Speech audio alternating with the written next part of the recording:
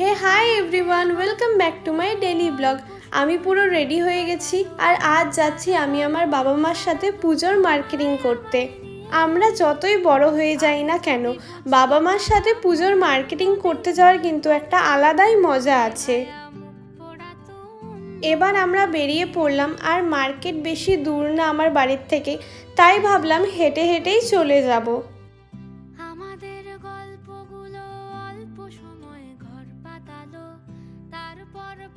প্রথমে তো ভেবেছিলাম কসমো বাজার যাব, কিন্তু কেন জানি তারপর আর একদমই ইচ্ছে করলো না, তাই ভাবলাম মারোয়ারিপট্টির সাইডের দোকানগুলোতে যাই। এবার আমরা চলে আসলাম কমল ভাণ্ডারে। আমার প্রতি বছর প্রায় দুর্গাপুজোর শাড়ি এই দোকান থেকেই নেওয়া হয়। সত্যি বলতে এই দোকানের কাপড়ের কালেকশন বা কাপড়ের কোয়ালিটি দুটোই আমার কাছে খুব ভালো লাগে, তাই অন্য দোকানের থেকে আমি এই দোকানটাকেই বেশি প্রেফার করি। প্রথমে ওরা আমাকে অষ্টমীর শাড়ি দেখাচ্ছিল, আমি ওদেরকে বললাম কাতান সিল্ক দেখানোর জন্য, কিন্তু সত্যি কথা বলতে আমার সেরকম একটা বক্সের শাড়িগুলো ভালো লাগছিল না। এমনিতে বক্সের শাড়িগুলো সুন্দর ছিল, কিন্তু আমার মনে হচ্ছিল যে আমাকে একদমই এগুলো শাড়ি মানাবে না। কিন্তু এই দাদা বক্সের শাড়িগুলো দেখাতে দেখাতে দেখো দূরের তাকের এই শাড়িটা আমার চোখে পড়ে যায়, আর দেখো কতটা সুন্দর আর কতটা মিষ্টি কালারটা। আমার সত্যি শাড়িটা খুব পছন্দ হয়ে যায়, আর এক দেখাতে এই শাড়িটাই আমি নিয়ে নিই। এই দোকানে এসে আমার কোনো দিন কোনো শাড়ি পছন্দ হয়নি, সেরকমটা হতেই পারে না। যেহেতু এই শাড়িটা আমাকে বাবা গিফট করছিল, সেই জন্য বাবা বিলিং কাউন্টারে গিয়ে বিলটা পে করে দিল।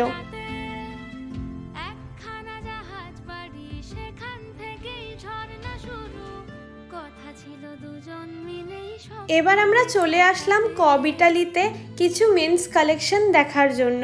আর দেখো বাবা মা কতটা মন দিয়ে অর্ণবের জন্য শার্ট প্যান্ট এগুলো খুঁজে বেড়াচ্ছে।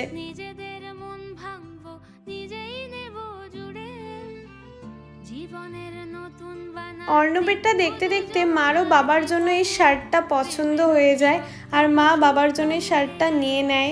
এবারে অর্ণবের জন্য এই শার্টটা পছন্দ হয়ে যায়। এতগুলো প্যান্ট দেখে তো আমি পুরো কনফিউজড হয়ে যাচ্ছিলাম। যাই হোক, অ্যাটলিস্ট এই প্যান্টটা পছন্দ হলো অর্ণবের জন্য। আর এই দিকে বিলিং কাউন্টারে এসে দেখি বাবা মালিকের সাথে পুরো গল্প। পরে গল্প শুনে বুঝতে পারলাম ওদের অনেক আগের থেকেই পরিচয়।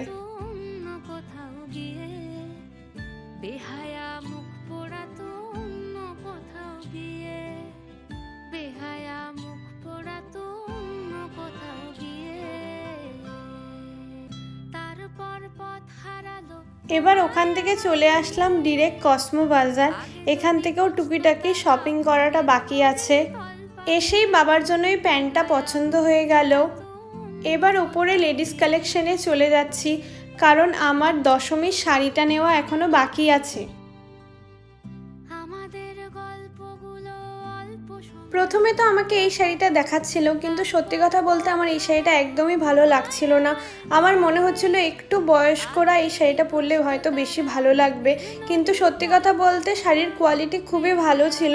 কিন্তু আমার এই শাড়িটা দেখে হঠাৎ করে পছন্দ হয়ে গেল। আসলে আমার দশমীতে ঠিক এরকম ধরনের শাড়ি খুব ভালো লাগে, তাই দ্বিতীয়বার দেখা মাত্রই এই শাড়িটাই আমি নিয়ে নিলাম।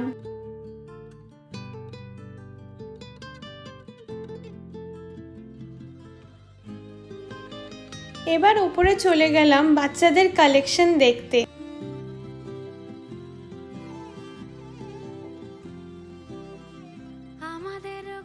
বাচ্চাদের কালেকশন দেখতে এসে মার নিজের জন্য এই পার্সটা খুব ভালো লেগে গেল, তাই আমিও বললাম যে নিয়ে নাও। এখন বাচ্চাদের ড্রেস দেখার পালা। আমার এক বোনকে মা এরকম একটা সেট দিবে, সেটাই দেখছিল। আর দেখো মার এই সেটটা খুব পছন্দও হয়ে গেল। সত্যি বড়দের থেকে বাচ্চাদের কালেকশন এত ভালো হয় মাঝে মধ্যে, তাই মনে হয় আমিই বাচ্চা হয়ে যাই।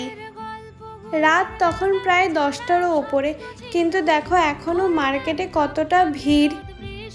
কিন্তু আমাদের অনেকটা লেট হয়ে যাচ্ছিল, সেই জন্য আজকের মতন কেনাকাটা এখানেই শেষ করে বিল পেমেন্ট করে এবার আমরা বেরিয়ে পড়লাম।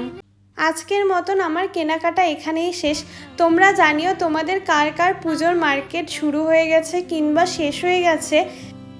আশা করি আজকের ব্লগটা তোমাদের খুব ভালো লেগেছে, তাই দেখা হচ্ছে আগামী কোনো ভালো ভিডিওতে। তাই tata, bye bye and good night.